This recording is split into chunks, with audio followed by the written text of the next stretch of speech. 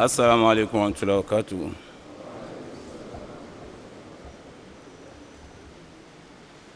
أعوذ بالله من الشيطان الرجيم.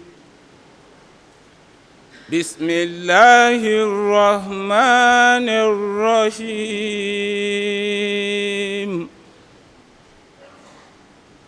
وعنده مفاتح الغيب لا يعلمها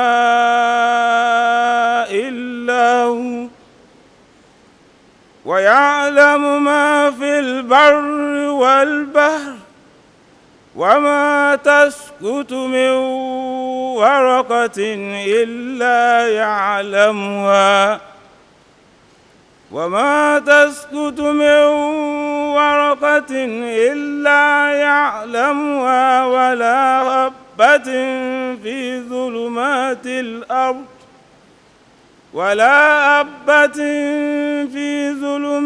الأرض ولا رطب ولا يابس إلا في كتاب مبين. وهو الذي يتوفاكم بالليل ويعلم ما جرأتم بالنهار ثم يبعثكم فيه ليقضى أجل مسمى ثم إليه مرجعكم ثم ينبئكم بما كنتم تعملون. وهو القاهر فوق عباده ويرسل عليكم حفظا حتى إذا جاء أحدكم الموت توفته رسلنا وهم لا يفرطون ثم ردوا إلى الله مولاهم الحق ألا لهم الحكم وهو أسرع الحاسبين. قل من ينجيكم من ظلمات البر والبحر تدعونه تضرعا وخفيا لئن أنجانا من هذه لنكونن من الشاكرين. قل الله ينجيكم منها ومن كل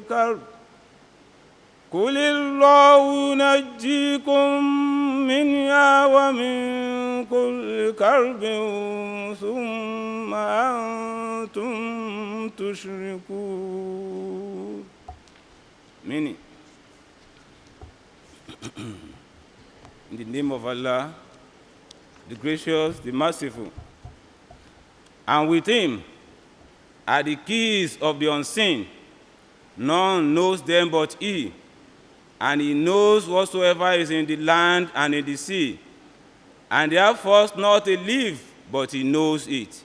Nor is there a grain in the darkness of the earth, nor anything green or dry, but is recorded in a clear book. And he it is who takes your souls by night and knows that which you do by day. Then he raises you up again therein, that the appointed time may be completed. Then to him is your return. Then will he inform you of what you used to do. And he is supreme over his servants, and he sends guardians to watch over you until when death comes to any one of you. Our messenger takes his soul, and they fail not. Then are they returned to Allah, their true Lord. Surely his is the judgment, and he is the quickest of reckoners.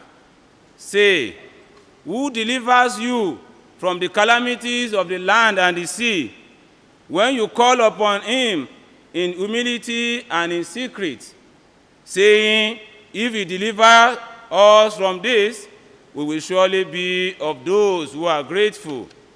Say, Allah delivers you from them. Say again, Allah delivers you from them and from every distress, yet you associate, partner with him. Astaghfirullah Rabbi min kulli dhanbi wa atubu ilayh. Quran chapter 6, verse 59 to 63. Assalamu alaikum.